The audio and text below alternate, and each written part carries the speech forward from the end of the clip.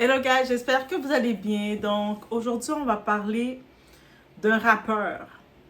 Un rappeur du milieu du hip-hop, la drill. Le type de musique c'est la drill. C'est un type de musique dans le hip-hop. Il s'appelle Lil Durk. Lui, il avait gagné, donc il était compétent dans ce qu'il faisait. Il avait gagné un Grammys. Il n'y a pas beaucoup d'artistes qui ont dans leur carrière un Grammys. Il est passé du Grammys à la prison. C'est quand la rue te rattrape ou quand t'es pas capable de faire la déconnexion entre je passe à une autre étape. Tu veux encore euh, frôler la rue, mais c'est ça qui t'arrive. On va parler de lui, d'un nom qu'on connaît dans, comme j'ai dit, Lil Durk. C'est un artiste qui est talentueux dans son domaine. Il était respecté dans son domaine. Icône du drill de Chicago. Le drill, c'est un style hip-hop, mais ça vient de Chicago plus. Mais derrière les succès et les Grammys, une réalité beaucoup plus sombre.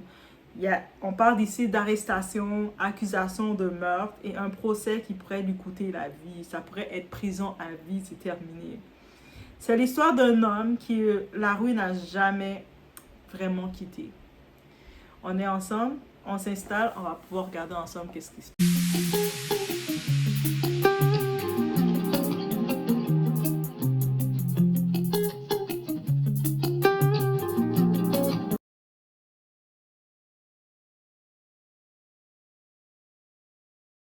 Donc déjà, qui est Lil Durk? D'où vient-il? Lil Durk, de son vrai nom, Durk Derrick Banks, est né à Chicago en 92, issu du quartier Inglewood, un environnement quand même difficile, tu sais, de la rue, là, un peu, on appelle ça en France les cités, un peu de ce genre-là.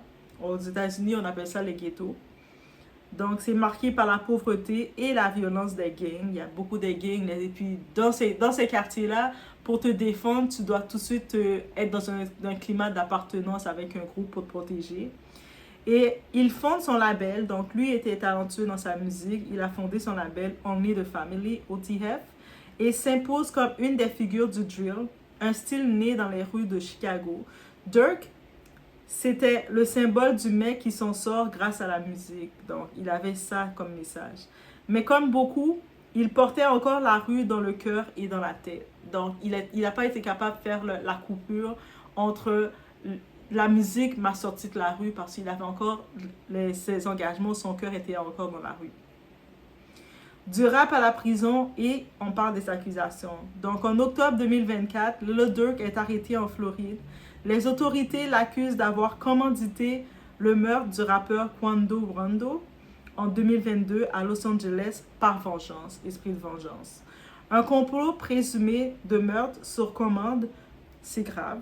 Une accusation très grave, guys. Durk, il a nié les faits, il nie encore les faits, mais la justice américaine prend cette affaire au sérieux. Il risque la prison à vie s'il est retenu coupable. Il est reconnu, donc. Il va devoir prendre ses meilleurs avocats pour s'en sortir. Le procès et le refus de libération sous caution, parce que le juge a refusé de le libérer sous caution. Lors de son audience qui s'est faite en mai 2025, le juge a refusé sa libération sous caution. Pourquoi?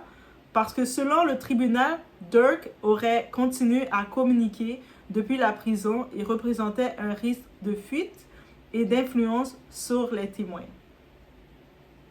Les médias comme Rolling Stone et le Los Angeles Times rapportent que le juge a trouvé ces appels depuis la cellule troublante. Donc, tu sais, ils sont en prison, ils sont détenus, mais tout est surveillé et contrôlé. Même une lettre que tu envoies, c'est contrôlé. Et puis, eux autres, ils ont vu dans ces appels... Donc, il est accusé d'avoir fait un meurtre commandité. Là, il est de la prison, il fait des appels troublants. C'est-à-dire, tu veux commanditer quoi? Tu veux gêner les témoins? Résultat, il reste en détention jusqu'à son procès qui va être prévu pour l'année 2026. Et là, maintenant, pourquoi on revient encore sur Lil Durk? Parce qu'il y a eu un événement qui est revenu. Donc lui, suite à ces appels qu'il a fait être refusé pour la libération sous caution, il y a une histoire de Apple Watch. Vous savez, les petites montres Apple, là? Les montres téléphone. Oui. La technologie, je vous dis, Elle est utile pour nous, mais elle est aussi très utile pour la justice. Pensez pas que vous utilisez la technologie et puis on n'a pas accès à ce que vous faites. Même quand vous écrivez, des fois, vous voulez faire des petites blagues, vous écrivez sur ChatGPT ou peu importe, des petites blagues, vous allez parler à l'IA, c'est connecté, tout reste. Donc, juste vous rappeler de ça. Et comme si ça ne suffisait pas, en octobre 2025, donc ce mois-ci, là, récent, là, une nouvelle affaire éclate. Les procureurs affirment que Lil Durk a tenté de cacher et détruire une Apple Watch trouvée dans sa cellule. Selon eux, il voulait effacer des données liées à l'enquête. Une preuve que malgré la gravité de la situation, il n'a pas encore compris la leçon. Et ça, c'est souvent le drame des artistes qui n'arrivent pas à couper les liens dans la rue. Eux autres, ils sont encore connectés à la rue. L'entourage et les réactions de l'entourage autour de lui. Dans le milieu, les avis sont partagés. Certains rappeurs et proches disent que Durk est victime de son image de gangster rap. C'est une pauvre victime, il est innocent. Le monde là, ils abusent. Vous exagérez, guys. Ça, c'est une partie du monde qui dit ça. D'autres estiment qu'il s'est trop entouré de personnes toxiques et qu'il a voulu jouer sur les deux tableaux. Yo, tu peux pas servir 2 maîtres. Tu peux pas être d'un côté et peut-être de l'autre côté.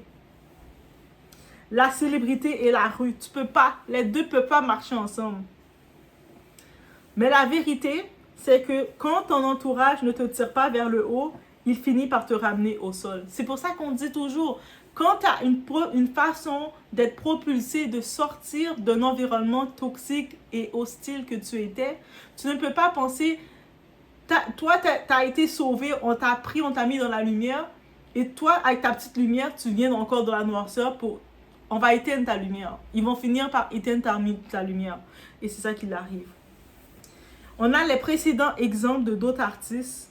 Lil Durk n'est pas un cas isolé. Des artistes comme Bobby Shmurda, YNW Melly ou encore Taika ont connu le même destin. Je sais, certains des Douassiens, vous allez dire, Doua, je ne connais pas ces artistes-là. Mais je vous invite, vous allez pouvoir aller sur YouTube et puis regarder, écouter ces artistes-là et vous allez me dire si vous les aimez. Et si vous les connaissez, dites-moi si vous les aimez malgré tout. On sépare l'artiste de l'humain. Tu sais, eux autres, ils avaient le talent, la gloire, puis la chute à cause de la rue. Ils avaient tous la chance de changer leur vie. Ils étaient passés de la précarité dans un certain système. Quand tu es dans la rue, tu es dans la précarité, tu es dans l'hostilité, tu es dans un système que tu dois te battre pour te défendre, pour ton honneur. Et là, toi, dans tout ce milieu-là, tu as été choisi, tu as eu une petite étoile qui est venue te prendre, toi, te sortir de là, et puis toi, tu retournes dedans. Ça marche pas comme ça. Mais la loyauté mal placée, les vieilles habitudes et le besoin d'appartenance ont tout détruit. Là, maintenant, il y a une question qui se pose concernant le pardon présidentiel, mérité ou pas, ou non. Parce que certains fans, ils ont évoqué déjà un possible pardon présidentiel si Lil Durk venait à être condamné. Donc, on sait qu'il est condamné à vie. S'il est condamné, il risque la vie plutôt. Mais là, on demande, est-ce qu'en 2026, là, le président des États-Unis, on sait qu'il peut donner le pardon présidentiel. Est-ce qu'il mérite le pardon? Moi, je me disais, quand tu as tout pour réussir, que tu gagnes un Grammy et que tu choisis encore la rue, est-ce une erreur, une addiction à l'adrénaline ou un refus de tourner la page? On se demande. Conclusion, l'histoire de Lil Durk, c'est une leçon, peu importe ton talent ou ton argent. Si ton mental reste dans la rue te rattrapera toujours. Les jeunes qui rêvent de la street life doivent comprendre que ce n'est pas un jeu. Les vrais gagnants, ce sont ceux qui utilisent leur passé comme moteur, pas comme prison. Donc, la rue ne t'aime pas. Elle te tolère tant que tu lui appartiens. Mais dès que tu veux t'en sortir, elle fera tout pour te reprendre. Alors, choisis bien ton entourage et n'oublie jamais, ce n'est pas la gloire qui te définit, c'est la paix que tu gardes. Donc, oui, en tant que tel, quand tu as une possibilité de quitter, tu étais dans tes conditions que tu faisais, tu avais un certain mode d'habitude, un certain traitement que tu faisais qui était dangereux, mais tu le faisais par choix, pas par choix, mais en même temps, on a toujours le choix, mais tu te mettais une certaine obligation, tu étais prise au dépourvu, tu essayais de survivre en mode survie, on va dire le terme, en mode survie.